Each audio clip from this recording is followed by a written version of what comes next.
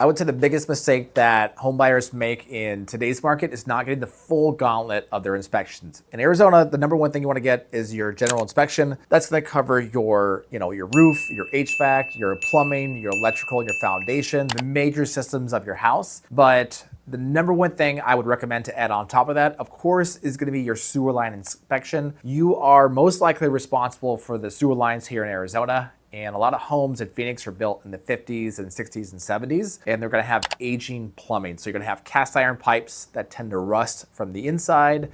They tend to crumble, disintegrate, or you have what's called a root intrusion from like an old tree that gets inside the pipes. Only a few $100 to get your sewer lines inspected during the inspection, and it can save you tens of thousands of dollars. That's probably the biggest one I'd recommend. Outside of that, you're gonna have your termite inspections. If you are a VA or FHA loan, those are required in order to fund. But if you're cash conventional, it's usually about 60 to 80 bucks to get a termite inspection. And the good thing in Arizona is that we tend to have what's called lazy termites. It would take decades and decades of ignoring termite damage for it to be a real issue. I'm not the inspector, but just make sure you have that done. So the third thing I recommend is going to be the pool inspection. So that's going to be your pool pump, your pool filter. And then I also recommend on top of that is going to be the leak detection as well. Some of these older pools in Arizona are also built like in the 80s and 90s, and it could have aging material inside. So you want to make sure that you do a leak detection. I think they run about $300 to $400, but